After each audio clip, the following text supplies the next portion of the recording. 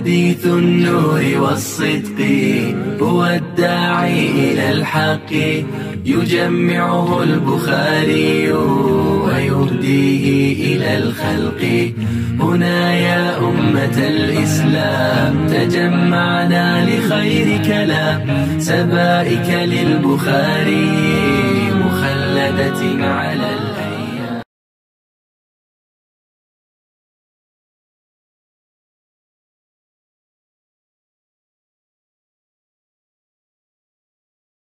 الرحمن الرحيم. الحمد لله رب العالمين والعاقبة للمتقين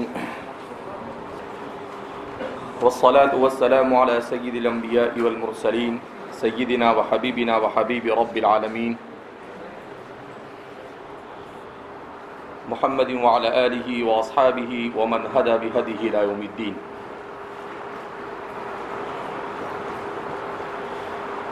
قال النبي صلى الله عليه وسلم انما الاعمال بالنیات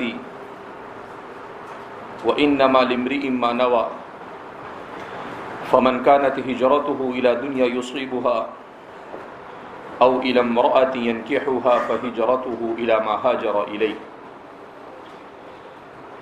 اس حدیث مبارکہ کو بیان کرتے ہوئے اس کے مختلف اجزاء پر حضرات شراح اور محدثین نے جو اپنی تحقیقات بیان کی ہے اس کے ذیل میں اس کا خلاصہ آپ کے سامنے بیان کیا گیا. دنیا کے سلسلے میں ایک بات کل رہ گئی تھی کہ دنیا یہ منصرف ہے یا غیر منصرف. محمد بن ابراہیم فرماتے ہیں کہ الدنیا منصرف، کہ لفظ دنیا یہ منصرف ہے، اس لیے کہ کتاب و سنت میں اسے کبھی الف لام کے ساتھ ذکر کیا گیا ہے اور کبھی بغیر الف لام کے ذکر کیا ہے. اور ائمہ نحو کے مطابق غیر منصرف پر نہ الف لام آتا ہے اور نہ تنوین آتی ہے، اس لیے کہ وہ مشابہ فعل ہو جاتا ہے. اسی لیے نہ اس پر الف لام آتا ہے، نہ اس پر تنوین آتی ہے اور نہ اس پر جر آتا ہے، کیونکہ فعل پر بھی نہ الف لام آتا ہے، نہ تنوین آتی ہے اور نہ جر آتا ہے. تو محمد بن ابراہیم کا یہ کہنا ہے. البتہ اکثر حضرات کا رجحان یہ ہے کہ یہ غیر منصرف، اگرچہ محمد بن ابراہیم کی بات کو بہت سارے ہمارے شارحین یہ صحیح نہیں گردانتے اور کہتے ہیں کہ جمہور کے خلاف بیان کر رہے ہیں. لیکن دیکھا جائے تو اگرچہ جمہور کے خلاف بھی ہو تو اصول کے مطابق ہے محمد بن ابراہیم کا قول، کیونکہ کتاب و سنت پر اگر پرکھا جائے تو کتاب و سنت میں الدنیا کو الف لام کے ساتھ بھی استعمال کیا گیا ہے اور الف لام کے بغیر بھی. اب اگر اس کو غیر منصرف بنایا جائے تو اس سلسلے میں اس کن اسباب غیر منصرف کی وجہ سے یہ غیر منصرف ہے. تو اس سلسلے میں امام تیمی فرماتے ہیں کہ علامہ تیمی ان کا کہنا یہ ہے کہ اس میں دو سبب پائے جاتے ہیں، ایک ہے وصف اور دوسرا ہے لزوم تانیث. ایک ہے وصف اور دوسرا ہے لزوم تانیث. وصف اس لیے کہ یہ دنیا کا لفظ قرب کے معنی میں، اور دنیا میں قرب کا معنی پایا جاتا ہے تو یہ معنی وصف ہوا، اس لیے فرماتے ہیں کہ یہ وصف ہے. اور تانیث اس لیے کہ یہ اس میں تفضیل واحد مؤنث کے صیغے کے وزن پر ہے، حبلا صغرا اور کبرا کے وزن پر دنیا ہے. دوسرا قول امام کرمانی کا ہے. امام کرمانی فرماتے ہیں کہ یہ صرف ایک سبب لزوم تانیث کی وجہ سے غیر منصرف ہے، اس لیے کہ لزوم تانیث ایک ایسا سبب ہے جو دو سببوں کے قائم مقام ہوتا ہے. جیسے بیضاء یہ غیر منصرف ہے تو یہ کہا جاتا ہے کہ ایک سبب ہے وہ دو سببوں کے قائم مقام ہے. اسی طریقے سے دنیا، اس میں بھی لزوم تانیث ایک ایسا سبب ہے جو دو سببوں کے قائم مقام ہے. بخاری کے مشہور شارح اور عربیت کے اعتبار سے سب سے ممتاز کام کرنے والے امام بدر الدین العینی الحنفی، ان کا یہ ماننا ہے کہ اس میں دو سبب پائے جاتے ہیں، ایک ہے وصف اور دوسرا ہے تانیث. البتہ وہ وصف کو مطلق وصف مانتے ہیں اور تانیث کو بھی مطلق تانیث مانتی ہے، لزوم تانیث نہیں کہتے وہ. تو فرماتے ہیں کہ وصف اور تانیث کی وجہ سے. اور آخری قول شارح بخاری علامہ قسطلانی کا ہے. قسطلانی فرماتے ہیں کہ یہ عالمیت اور تانیث کی وجہ سے غیر منصرف ہے، اس لیے کہ دنیا یہ دنیا کا نام ہو چکا ہے تو عالمیت ہو گئی، اور یہ چونکہ صغرا کے وزن پر ہے اور وہ مؤنث ہے لہذا مؤنث ہو گیا. تو اس طریقے سے اس کے غیر منصرف ہونے کے سلسلے میں ان چار حضرات نے جو مختلف توجیحات اس کی بیان کی ہے اسے بیان کیا گیا. بہرحال اگرچہ جمہور اس کے غیر منصرف ہونے کے قائل ہے، مگر زیادہ قرین اصول جو بات سمجھ میں آتی ہے وہ محمد بن ابراہیم کی ہے کہ اسے منصرف مانا جائے. اور ویسے بھی منصرف ہونا یہ مطابق اصل ہے اور غیر منصرف ہونا یہ مطابق اصل نہیں. اصل تو یہی ہے کہ کلمہ کیا ہونا چاہیے، منصرف ہونا چاہیے. اچھا، دوسری ایک بات کہ کل دار الحرب اور دار الکفر کی تعریف رہ گئی. کسی طالب علم نے سوال کیا ہے کہ دار الحرب کی تعریف نہیں کی گئی. تو دار الحرب اور دار الکفر دونوں میں کیا فرق ہے؟ تو دار الکفر کہا جاتا ہے ایسے ملک کو جہاں پر حکومت اور اثر و رسوخ غیر مسلموں کا ہو، تو ایسے کو دار الکفر کہتے ہیں کہ جہاں پر حکومت اور اثر و رسوخ کس کا ہو؟ غیر منصرف کا. اور دار الحرب کس کو کہتے ہیں؟ تو ایسا دار الکفر، اس لیے کہ دار الحرب اور دار الامن یہ دار الکفر کی قسم ہے. تو دار الحرب کہتے ہیں ایسے دار الکفر کو جہاں پر مسلمان کو ان کے شعائر پر عمل کرنے کی اجازت نہ ہو اور انہیں ستایا جاتا ہو، تو اسے کہا جاتا ہے دار الحرب. کیا مطلب دار الحرب ہونے کا؟ یعنی وہاں کے لوگ، وہاں کی حکومت یہ مسلمانوں کے خلاف برسرے پیکار ہو اور مسلمانوں کو ہر طرح سے ہراساں کیا جاتا ہو، ستایا جاتا ہو، تو اسے کیا کہا جاتا ہے؟ دار الحرب کہا جاتا ہے. بہرحال ہمارے زمانے میں یہ ایک بہت اہم مسئلہ ہے جس پر لوگوں نے مستقل کتابیں لکھی ہے، اور اس مسئلے میں شدید اختلاف بھی ہمارے زمانے میں پایا جاتا ہے. بعض لوگ کلی طور پر دار الاسلام اور دار الکفر کے منکر ہے، جیسے وحید الدین خان. وہ کلی طور پر یہ کہتے ہیں کہ یہ دار الکفر اور دار الاسلام کوئی چیز ہے ہی نہیں، اور یہ فقہا کی گھڑی ہوئی اصطلاحات، جبکہ ایسا نہیں ہے. دار الکفر اور دار الاسلام اس کا وجود ہے، اور کتاب و سنت ہی کی روشنی میں ہمارے فقہا نے اس کی تعیین کی. فقہا نے کتاب و سنت ہی سے مسائل کا استخراج اور استنباط کیا ہے. لہذا کسی چیز کو یہ کہہ کر مسترد نہیں کیا جا سکتا کہ یہ بعد والوں کا گھڑا ہوا ہے نام، یہ بعد والوں کی اصطلاحات ہے. تو ظاہر سی بات ہے کہ بہت ساری چیزیں اس صورت میں انسان کو اس کا انکار کرنا لازم آئے گا.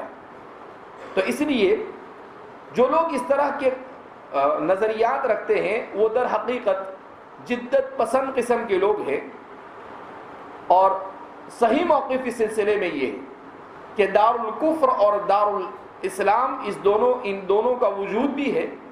بعض حضرات کا یہ کہنا ہے کہ جیسے دارالکفر اور دارالاسلام ہے، اسی طریقے سے مرور زمانہ کے ساتھ جب مسلمانوں کو سیاست کے باب میں مسلمان کمزور ہونے لگے تو ایک اور دار کا وجود ہوا جس کو دارالعہد کہا جاتا ہے۔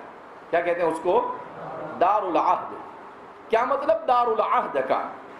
دارالعہد کا مطلب وہ ہے کہ ایسا ملک جہاں پر لوگوں کو پابند کیا گیا ہو قانون بنا کر ان قوانین کا۔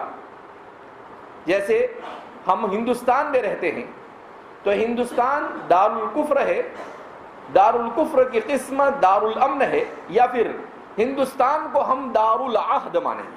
کیا مانیں گے؟ کہ یہاں پر رہنے والا اس نے یہ طے کیا ہے کہ بھئی ملک کے قانون کے مطابق ہمیں زندگی گزارنی۔ ہاں، ملک کا جو قانون یہ شریعت سے متصادم ہے، تو چونکہ ملک کے قانون میں یہ بات لکھی گئی ہے، کانسٹیٹیوشن میں اور دستور ہند میں یہ بات لکھی گئی ہے کہ ہر مذہب والے کو اپنے مذہب کی تعلیمات پر عمل کرنے کی کھلی آزادی ہوگی، تو اسی قانون کی اس دفعہ کو لے کر ہم یہاں پر اپنے حق کو حاصل کرنے کی جنگ کر سکتے ہیں۔ اس وجہ سے اسے دارالعہد بھی کہا جا سکتا ہے۔ یہ ایک بات اچانک ذہن میں ابھی آئی تو میں نے کہا کہ اس کو بھی گوش گزار کر دیا جائے۔ بہرحال فمن كانت هجرته الى دنيا يصيبها، آگے لفظ ہے او الى امرأة ينكحها فهجرته الى ما هاجر اليه، کہ نبی کریم صلی اللہ علیہ وسلم نے ارشاد فرمایا وَإِنَّمَا لِامْرِئٍ مَّا نَوَىٰ، کہ ہر آدمی کے نیت جیسی ہوگی اسی نیت کے مطابق اللہ کے یہاں پر اس کے لیے فیصلے ہوں گے۔ بس اگر کسی نے ہجرت کی دنیا کے خاطر یصیبها، تو اسے وہی مل جائے گا۔ اصاب یصیب اصابتاً،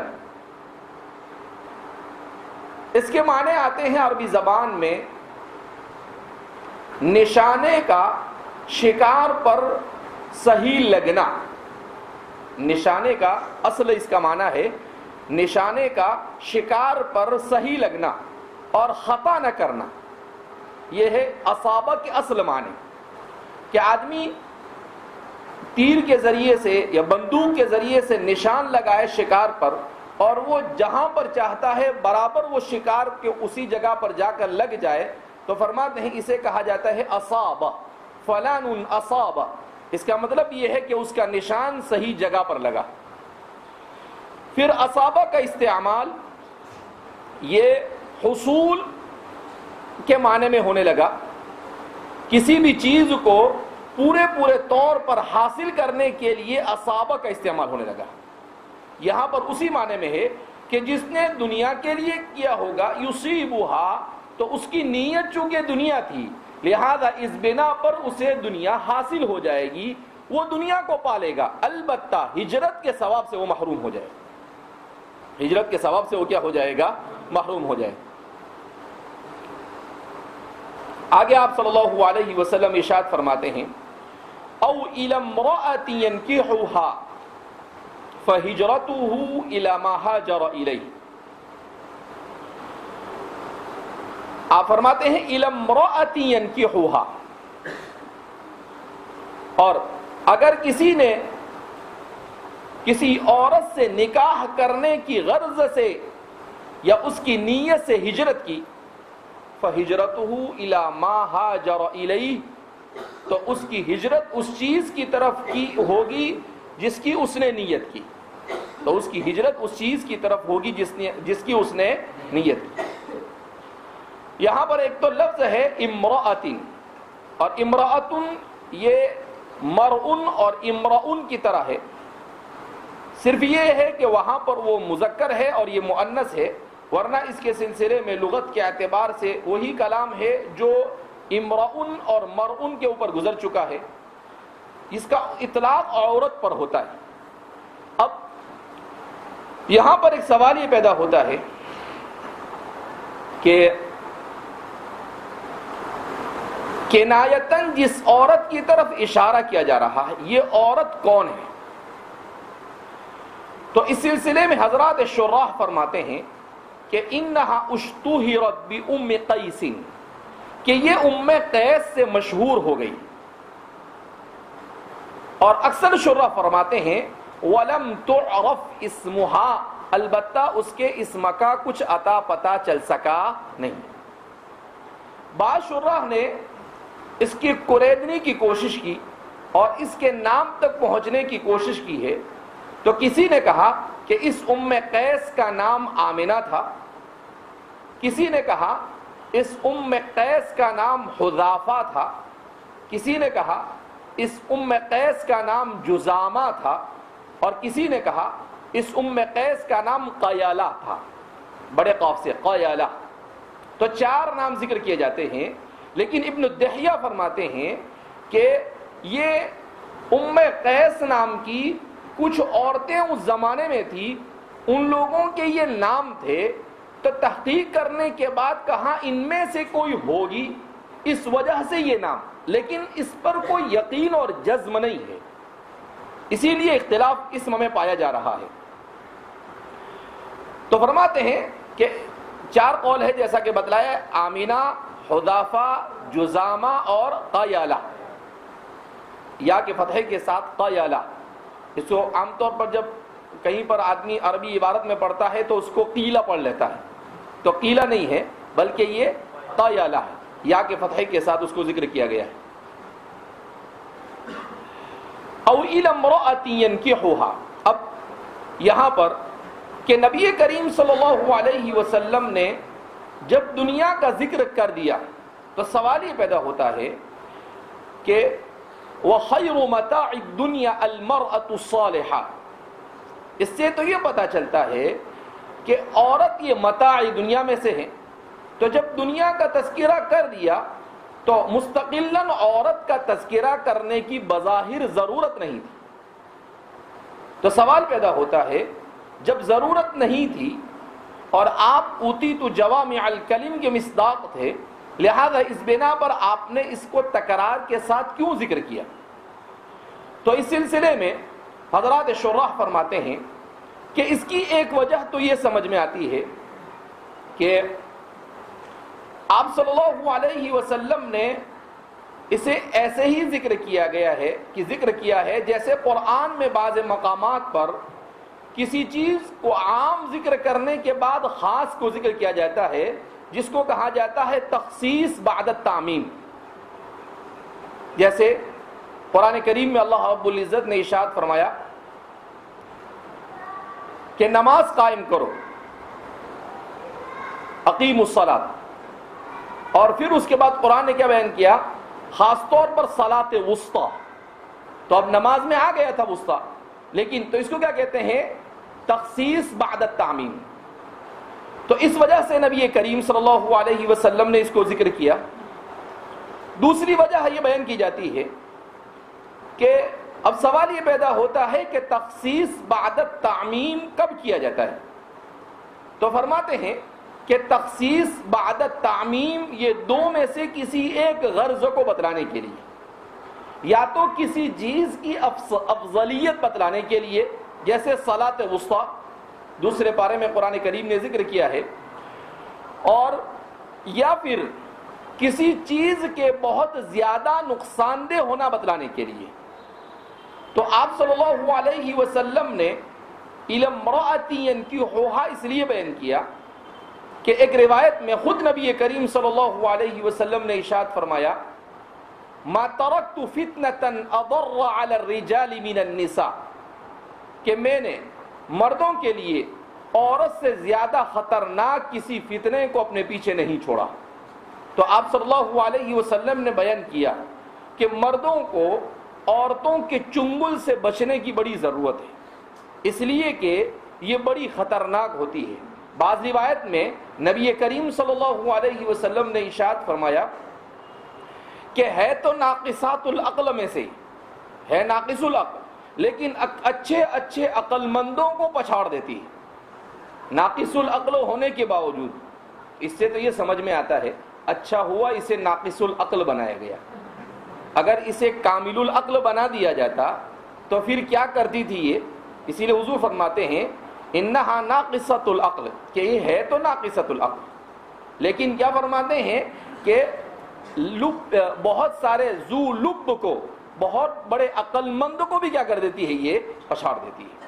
لہذا آپ صلی اللہ علیہ وسلم نے اس کے فتنے کی سنگینی کو دیکھ کر اسے کیا کیا ہے؟ بیان کیا ہے. اور ایک وجہ یہ بیان کی جاتی ہے کہ نبی کریم صلی اللہ علیہ وسلم چونکہ ایک خاص پس منظر میں اس کو بیان کر رہے تھے، اور وہ خاص پس منظر کیا تھا؟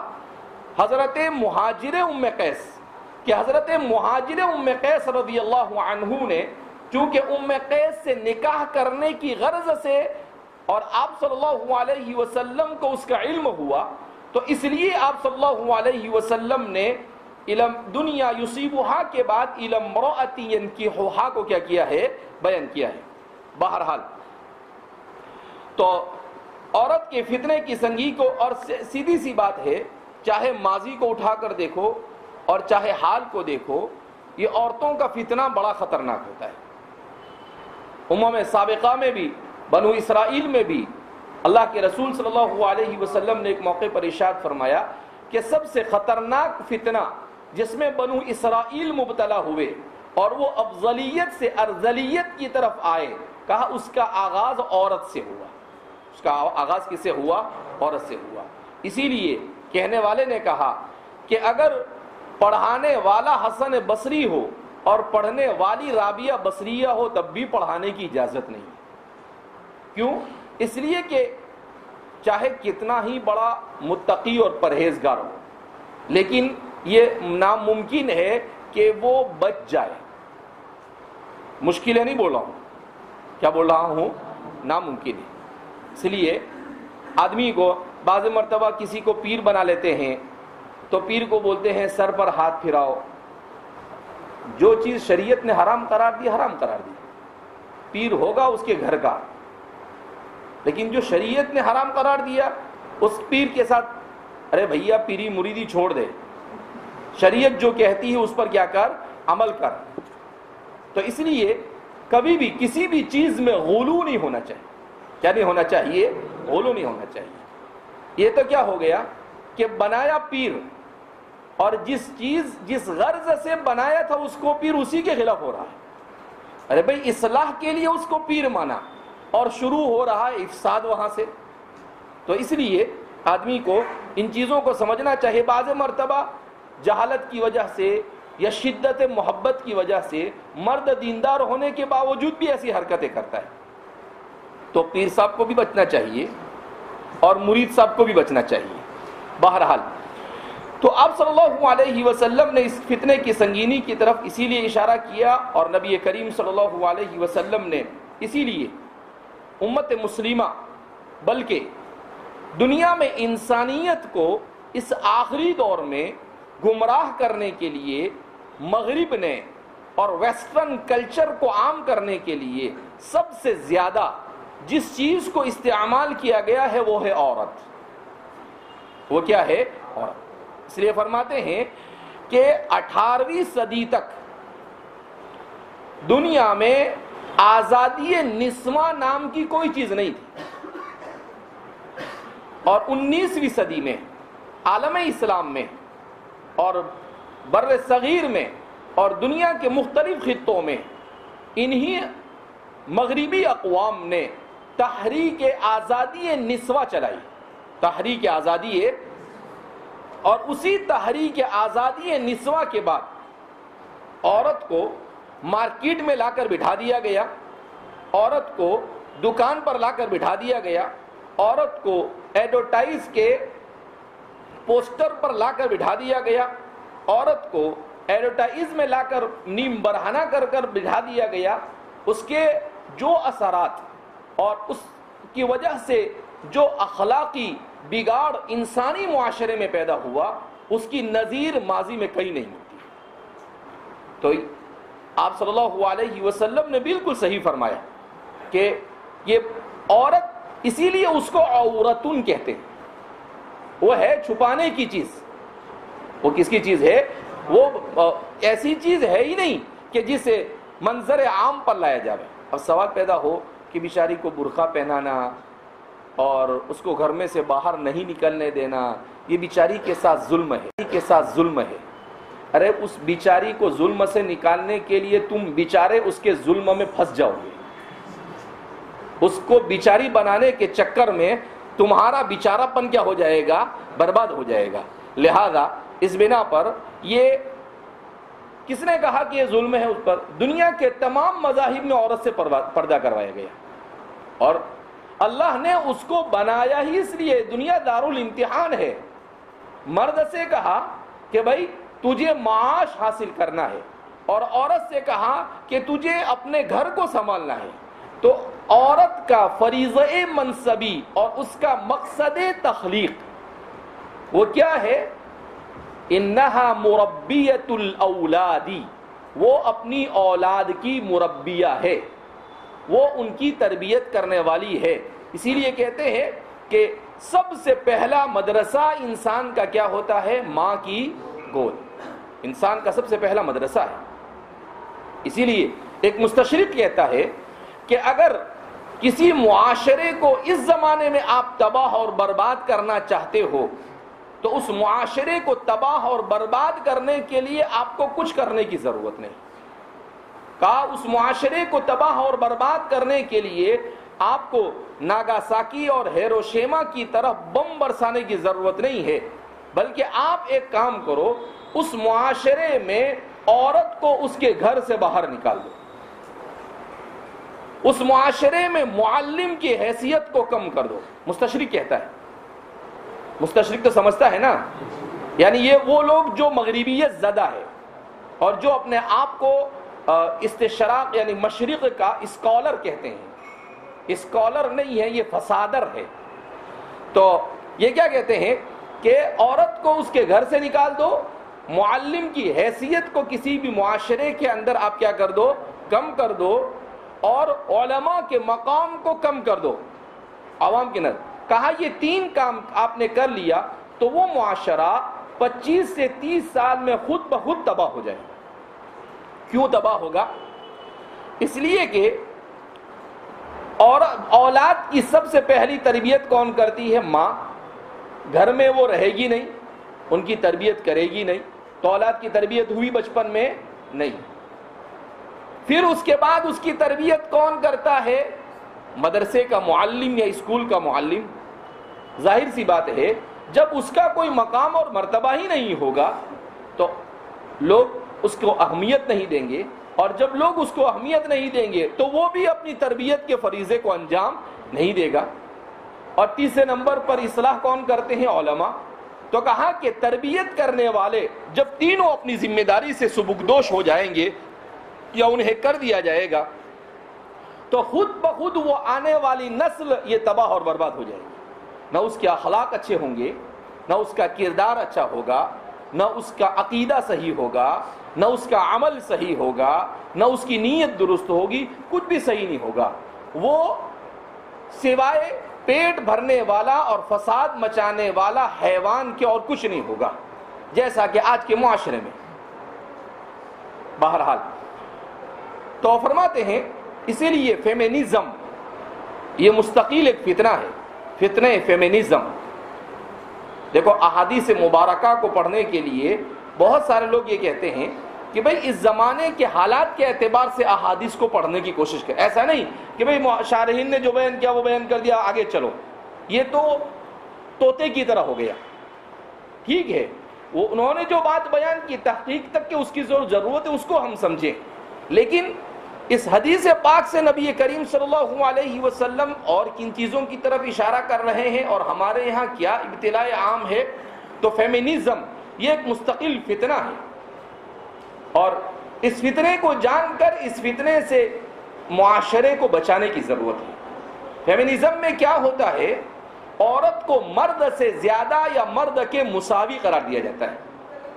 اسی لیے کہتے ہیں یہ دنیا کو تباہ اور برباد کرنے کے لیے سن عیسوی 1717 میں یہود و نصارہ کے گٹھ جوڑ نے یہ پلان بنایا کہ دنیا میں 3 نعرے ہم ایسے لگائیں گے کہ ان نعروں کے بعد اس دنیا کو تباہی کی طرف لے جائیں گے، جس کو میں کہتا ہوں، جیسے کہتے ہیں 17 پہ خطرہ، تو 1717 کا مطلب خطرہ ہی خطرہ، تو وہاں سے خطرہ ہی خطرہ شروع ہوتا ہے انسانی معاشرے پر۔ وہ 3 نعرے ان کے کیا تھے؟ تو ان کا ایک نعرہ تھا آزادی، کہ ہر آدمی کو آزادی ملنی چاہیے۔ دوسرا نعرہ تھا مرد اور عورت کے درمیان مساوات، اور تیسرا نعرہ تھا اخوت اور بھائی چارگی۔ الفاظ بڑے براق ہے، بڑے خوشنما ہے، بہت شاندار لگتے ہیں، مگر ان تینوں الفاظ کے پیچھے جو فتنے ہیں، ان فتنوں نے جو تباہی مچائی، اس تباہی کو یہی کہا جا سکتا ہے کہ انسانی معاشرے کو انسانیت سے گرا کر حیوانیت اور حیوانیت سے گرا کر خباثت کی طرف لے گئے۔ اس لیے کہ آزادی، آزادی جس کو کہتے ہیں لبرلزم کہا جاتا ہے۔ آزادی کا مطلب کیا ہوتا ہے؟ لبرلزم، یعنی ہر آدمی اپنے ہر چیز میں آزاد ہونا چاہیے۔ کیوں بھائی آزاد؟ اس کو کسی مذہب کی ضرورت نہیں، اس کو کسی اخلاقی ضابطے کی ضرورت نہیں، اس کو صرف ضرورت ہے تو اپنا پیٹ اور اپنا جیب بھرنے کی۔ اسی لیے حضرت مولانا یوسف صاحب بن نوری رحمۃ اللہ علیہ کا ایک مضمون کافی زمانے پہلے پڑھا تھا، اذان بلال میں شائع ہوا تھا، اس میں اس کا عنوان ہی تھا فتنہ جیب فتنہ پیٹ، فتنہ جیب فتنہ پیٹ۔ کہا انہی 2 فتنوں نے تباہی مچا رکھی ہے، کہ اس آزادی کے چکر میں انسان کو کہا گیا کہ بھئی آپ کو ایک ہی فکر ہونی چاہیے کہ آپ کی ٹونڈ کیسے بڑھے۔ ارے ٹونڈ سمجھتا ہے نا؟ اس کا مطلب یہ ہے کہ جب آپ چلے تو آپ کے آگے آپ کا پیٹ ہونا چاہیے، اور دوسرا یہ کہ آپ کا جیب کیسے بھرا جائے، چاہے حلال ہے یا حرام ہے۔ حدیث پاک میں نبی کریم صلی اللہ علیہ وسلم نے بھی اس کی طرف اشارہ کیا۔ حضور نے فرمایا کہ میری امت پر ایسا زمانہ آئے گا کہ نہ حلال کی فکر ہوگی نہ حرام کی فکر ہوگی، صرف فکر ہوگی تو پیسہ بنانے۔ کورونا سے پہلے تک تو ہمارا علماء کا معاشرہ اس سے محفوظ تھا، لیکن اس وبا کورونا کے بعد ہمارا معاشرہ بھی اس چکر میں کیا ہو چکا ہے؟ مبتلا ہو چکا ہے، اور اچھے اچھے علماء دنیا کے چکر میں یہ ایسی ایسی حرکتیں کرتے ہیں کہ بس اللہ سے یہی دعا مانگی جا سکتی ہے کہ اللہ دنیا کے ہر قسم کے فتنوں سے ہماری حفاظت فرما۔ بہرحال تو او الی امرأۃ ینکحوہا، یا کسی نے ہجرت کی کسی عورت کے بارے میں اس سے نکاح کرنے کے لیے، نکح ینکح، اس کے معنی آتے ہیں دخل یدخل کے، اور نکاح یہ شریعت کی اصطلاح میں، انسانی معاشرے کے اصطلاح میں اور عرف بشری میں ایک مقدس عمل اور ایک مقدس فریضہ مانا جاتا ہے۔ دنیا کے ہر معاشرے میں انسان سے یہ کہا جاتا ہے کہ وہ اپنے پسند سے کسی عورت سے اس طور پر نکاح کرے کہ لوگوں کو اس کا علم ہو سکے، اس لیے کہ انسان اور غیر انسان دونوں میں فرق ہے۔ غیر انسان اپنی شہوت کو پورا کرنے کے لیے محتاج نہیں ہے نکاح کا، کیونکہ اس کے پاس اتنا شعور اور عقل ہی نہیں، لیکن انسان چونکہ یہ مہذب مخلوق ہے اللہ کی، لہذا اس کو نکاح کی ضرورت ہے۔ دنیا میں کبھی ایسا نہیں ہوا کہ انسان بغیر نکاح کے کسی عورت کے ساتھ زندگی گزارے، لیکن 20ویں اور 21ویں صدی میں مغرب نے یہ متعارف کروایا کہ یہ مذہب کے چکر میں آ کر آپ نکاح کے بندھن میں کیوں بنتے ہو؟ آپ کسی کو اپنا لائف پارٹنر بنا لو اور بغیر نکاح کے اس کے ساتھ زندگی گزارو۔ یہ فتنہ ایک زمانے تک یورپ میں تھا اور آج بھی ہے وہاں پر، جس کی وجہ سے دنیا میں سب سے زیادہ اگر ناجائز اولاد کہیں پر پیدا ہوتی ہے تو یہ یورپ میں پیدا ہوتی ہے۔ ایک سروے کے مطابق یورپ میں پیدا ہونے والے بچوں میں 70% ایسے ہوتے ہیں جس کے باپ کا علم نہیں ہوتا ہے۔ کتنے؟ 70%۔ یہی نہیں پتا کہ حضرت کا باپ کون ہے۔ اسی لیے وہاں پر یہ قانون بنایا ان لوگوں نے کہ اپنے نام کے ساتھ باپ کا نام ملا تو ٹھیک ہے، ورنہ ماں کا نام بھی لکھ سکتے ہیں، کیونکہ باپ کا پتہ ہی نہیں، کہاں ڈھونڈنے جاوے اس کو۔ تو یہ، اور وہ لوگ خود آج پریشان ہیں، ان کے جو کچھ فکرمند اور ہوشیار قسم کے لوگ، وہ کہتے ہیں کہ اس نے تباہی مچا رکھی ہے۔ لیکن افسوس کے ساتھ کہنا پڑتا ہے کہ ہمارا ہندوستان جو کسی زمانے میں ایسے لوگوں کا مسکن مانا جاتا تھا جو مذہب کے ماننے والے تھے، اس ملک میں یہ سیکولر ایجوکیشن اور انگریزوں کے تعلیمی نظام کو نافذ کرنے کے بعد جو قیامت ڈھائی ہے، اس میں سے آج شہروں میں یہ بات عام ہو چکی ہے کہ لوگ جوان ہو یا بڑی عمر کے ہو، کسی کو بھی اپنا لائف پارٹنر بنا کر بغیر نکاح کے اس کے ساتھ زندگی گزارتے ہیں۔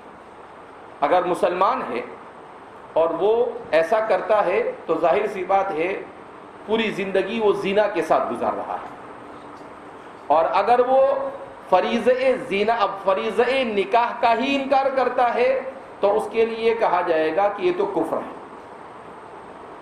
اور اگر وہ انکار تو نہیں کرتا ہے البتہ اس پر عمل بھی نہیں کرتا ہے تو وہ پوری زندگی من اکبر الکبائر، جس کے بارے میں قرآن کہتا ہے وَلَا تَقْرَبُوا الزِّنَا إِنَّهُ كَانَ فَاحِشَةً وَمَقْتًا، وہ اسی کے ساتھ زندگی گزارے، لہذا اس کی کوئی گنجائش نہیں۔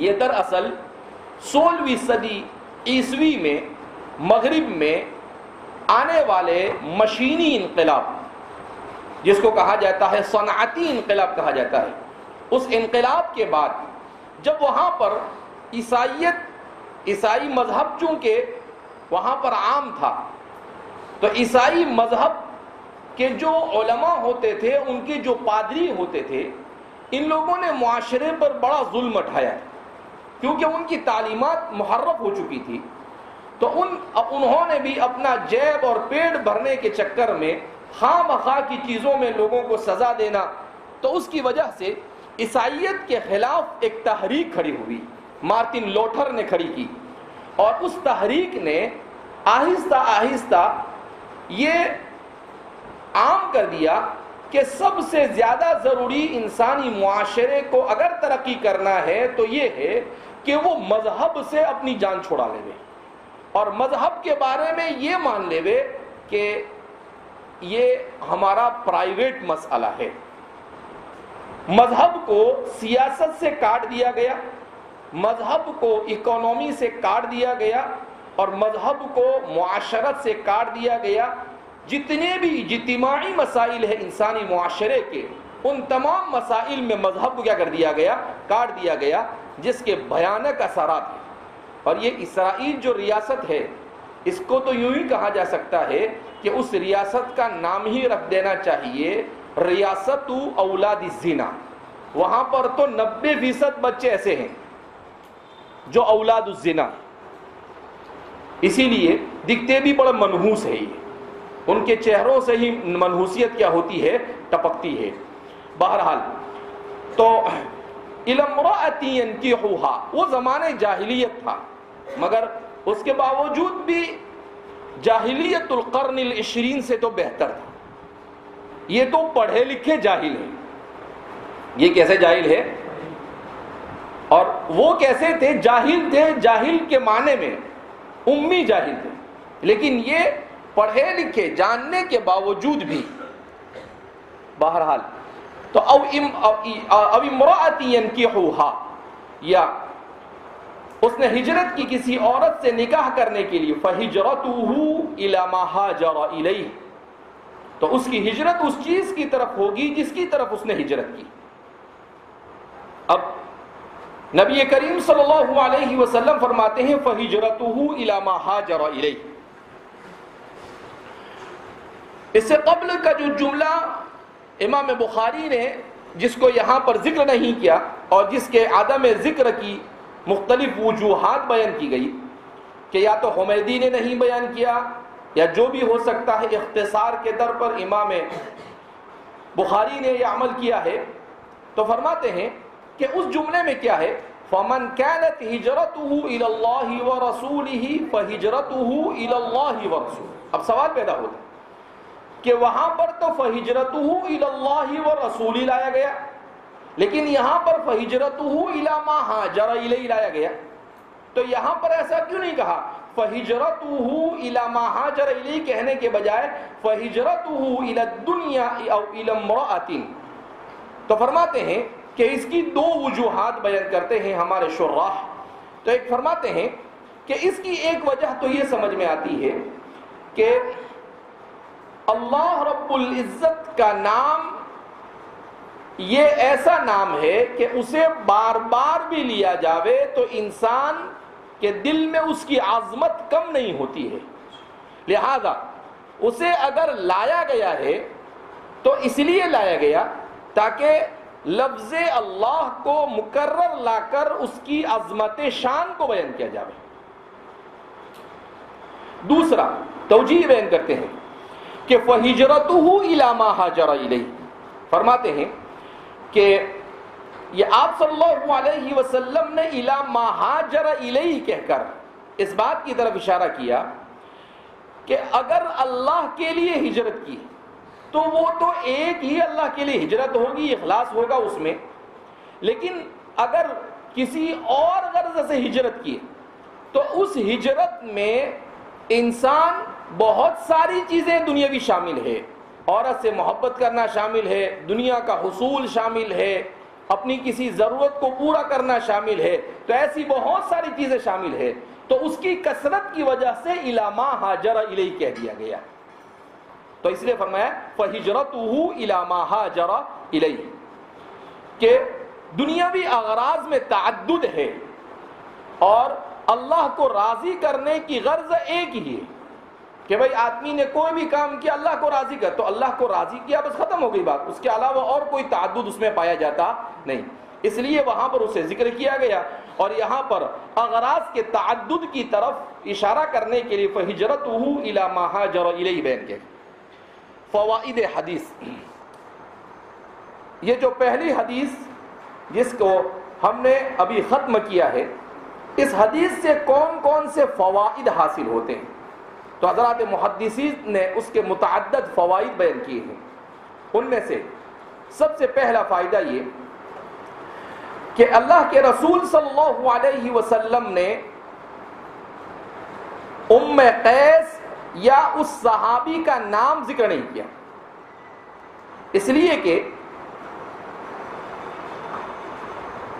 کسی کو معاشرے میں بدنام کرنے کے لیے اس کا نام ذکر نہ کرنا یہ اسوہ حسنہ،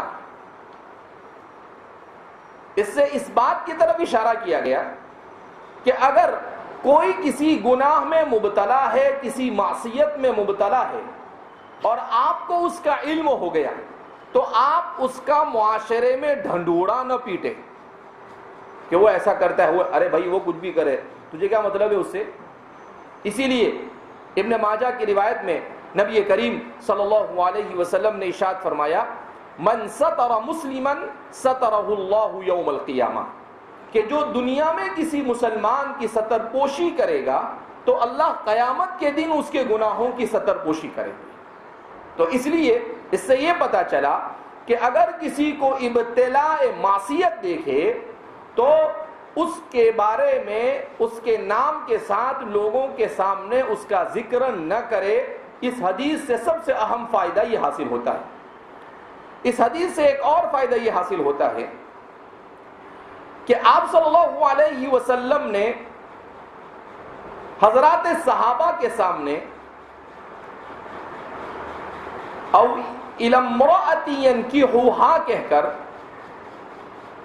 معاشرے میں بعض لوگوں میں پائے جانے والے ایک منکر کی طرف اشارہ کیا، ایک منکر کی طرف کیا اشارہ کیا۔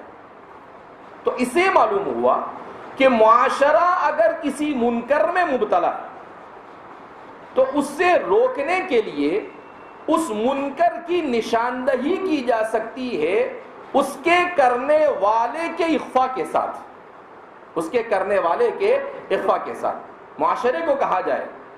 اسی لیے نبی کریم صلی اللہ علیہ وسلم کبھی فرماتے تھے مالی ارى بعض الناس، میں دیکھ رہا ہوں بعض لوگوں کو کہ وہ ایسا ایسا کرتے ہیں۔ تو آپ صلی اللہ علیہ وسلم نے کبھی کسی سنگین منکر کو دیکھتے تو اس منکر کا ذکر کرتے تھے، مگر صاحب منکر کا ذکر نہیں کرتے تھے کہ وہ منکر والا کون ہے۔ تیسرا فائدہ اس سے یہ پتہ چلتا ہے کہ عالم، امام اور خطیب کو یا معاشرے کے ذمہ دار کو منبر رسول اور مسجد کے منبر پر بیٹھ کر اس طرح کے منکر کے ازالے کی کوشش کرنی چاہیے۔ معاشرے میں جو بھی منکر عام ہے اس منکر کی نشاندہی کر کر اس کے ازالے کی کیا کرنی چاہیے، کوشش کرنی چاہیے، جیسا کہ نبی کریم صلی اللہ علیہ وسلم نے حضرات صحابہ کو منبر پر کھڑے ہو کر اس بات کی طرف نشاندہی کر کر انہیں اس سے متنبہ کیا۔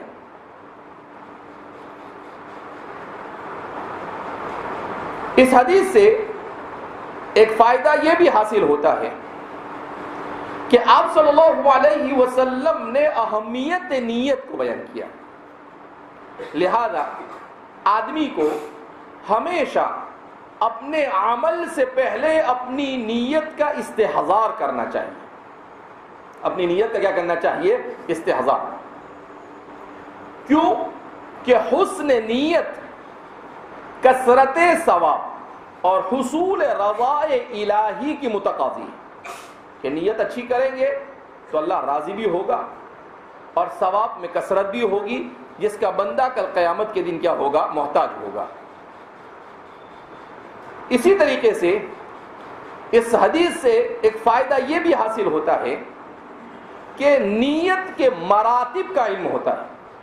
نیت کے مراتب کا علم کہ کبھی آدمی عمل اور عبادت کرتا ہے جہنم سے بچنے کے لیے، کبھی جنت سے بچنے کے لیے، کبھی کسی اور غرض کے لیے، اور کبھی اللہ کو راضی کرنے کے لیے۔ تو ان تمام نیتوں میں سب سے افضل وہ نیت ہے جس میں رضائے الہی کو پیش نظر رکھا گیا۔ رضائے الہی کے ساتھ جو عمل کیا جاوے وہ عمل سب سے زیادہ مقبول ہے عند اللہ، اور وہ انسان کے لیے دارین میں مفید ہے، دنیا میں بھی اور آخرت میں بھی مفید ہے۔ لہذا انسان کو اپنے عمل سے پہلے رضائے الہی کے خاطر اپنے ہر قول، اپنے ہر فعل، اپنے ہر ارادے اور ہر عمل کو اس کے تابع بنانے کی کوشش کرنی چاہیے۔ آخری فائدہ اس حدیث سے یہ پتہ چلتا ہے کہ انسان چاہے کتنا ہی بڑا عمل کرے،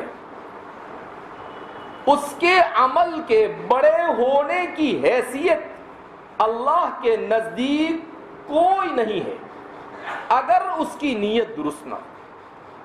ہجرت جیسا عمل جو اس زمانے میں سب سے بڑا عمل مانا جاتا تھا، افضل الاعمال، سب سے افضل ترین عمل مانا جاتا تھا، مگر اس عمل میں بھی نیت میں کھوٹ آ گئی تو اتنا بڑا افضل عمل یہ بھی اکارت ہو گیا۔ تو پتہ چلا کہ کتنا ہی بڑا عمل ہو، اگر اصلاح نیت نہیں تو اس صورت میں وہ بڑا سے بڑا عمل بھی اللہ کے نزدیک کوئی حیثیت نہیں رکھتا ہے۔ اب آپ دیکھ سکتے ہیں ہجرت اتنا افضل العبادہ تھی اس وقت، اور حضرات صحابہ جن کے بارے میں قرآن نے رضی اللہ عنہم ورضوا عنہ کہا، اس کے باوجود بھی انہیں متنبہ کیا گیا کہ بھائی یہ نہیں چلے گا، اپنی نیتوں کو درست کرو۔ تو اس لیے نیت کی اصلاح کی طرف خاص توجہ دلانے کے لیے اس حدیث کو بیان کیا۔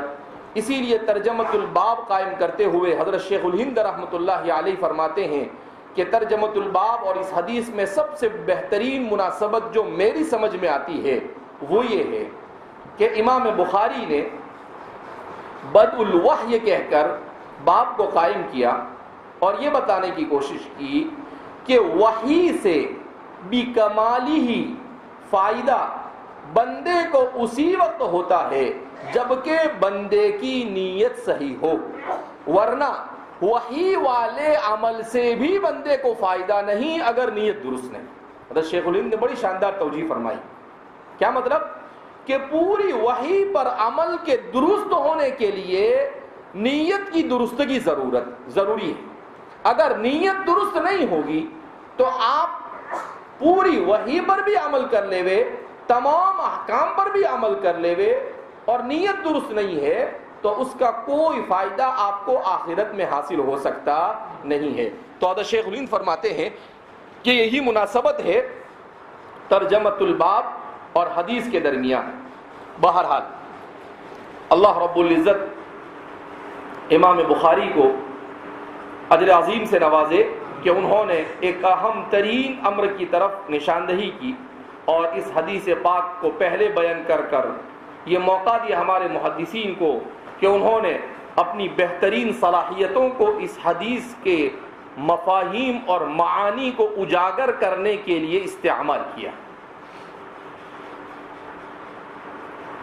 وبه قال حدثنا عبد الله بن يوسف قال أخبرنا مالك عن هشام بن عروة عن أبيه عن عائشة أم المؤمنين رضي الله عنها أن الحارث بن هشام سأل رسول الله صلى الله عليه وسلم فقال يا رسول الله كيف يأتيك الوحي۔ اس ترجمۃ الباب میں مناسبت بہت آسان ہے، کیف یأتیک الوحی، فقال رسول اللہ صلی اللہ علیہ وسلم احیانا یأتینی مثل صلصلة الجرس وهو اشده علی فیفصم، دونوں طرح سے پڑھا جاتا ہے، معروف بھی یفصم بھی پڑھیں گے اور یفصم بھی پڑھا جا سکتا ہے۔ فَيَفْصِمُ عَنِّي یا فَيُفْصَمُ عَنِّي وَقَدْ وَعَيْتُ عَنْهُ مَا قَالَ وَأَحْيَانًا يَتَمَثَّلُ لِيَ الْمَلَكُ رَجُلًا فَيُكَلِّمُنِي فَأَعِيَ مَا يَقُولُ۔ قالت عائشة رضی اللہ عنہا وَلَقَدْ رَأَيْتُهُ يَنزِلُ عَلَيْهِ الْوَحْيُ فِي الْيَوْمِ الشَّدِيدِ الْبَرْدِ فَيُفْصِمُ عنه یا فیفصم عنه وَإِنَّ جَبِينَهُ لَيَتَفَصَّدُ عَرَقًا۔ اس حدیث کو امام بخاری نے اس کے علاوہ بھی اپنی کتاب میں مزید 3 مقامات پر تخریج کی ہے الفاظ کی کمی زیادتی کے ساتھ۔ تو حدیث پاک میں سب سے پہلے اس کے جو روات ہے، ان روات کا تذکرہ کہ اس کے جو راوی ہے ان راوی کے حالات کیا ہے۔ بہرحال جیسا کہ حضرت مولانا لطیف الرحمن صاحب نے اپنے محاضرے میں کہا تھا، اپنے خطاب میں کہا تھا طلباء کو مخاطب کرتے ہوئے، مشکات اور دورے کے طلباء کو، کہ ایسا نہیں سمجھنا چاہیے کہ حضور کے الفاظ جہاں سے شروع ہوئے وہاں سے حدیث ہے۔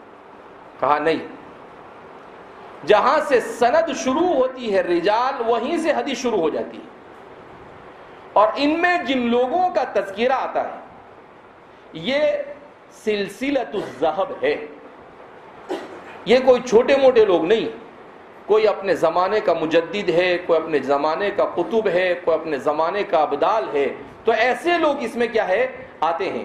لہذا ان لوگوں کا تذکرہ بھی تفصیل سے نہیں مگر اختصار کے ساتھ ہی صحیح ضرور ہم لوگوں کو کرنا چاہیے۔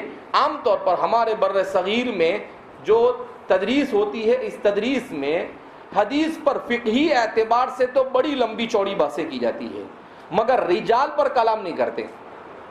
رجال بخاری پر کلام کا مطلب یہ ہے کہ ان کے بارے میں تھوڑی سی معلومات ہونی چاہیے، کہ بھئی ان کا انتقال ہوا، کب ہوا، انہوں نے کس سے پڑھا اور یہ کس طرح کے آدمی تھے، تو کم سے کم اتنا تو آدمی کو معلوم ہونا چاہیے کہ بھئی ایسے ایسے لوگ ہیں جن سے حدیث کو اس میں کیا کیا گیا ہے، نقل کیا گیا ہے۔ اسی لیے ہم کوشش کریں گے کہ جتنے بھی سند میں روات آئے ہیں ان روات کا اختصار کے ساتھ ہی صحیح ان کا تذکرہ کر لیا جائے۔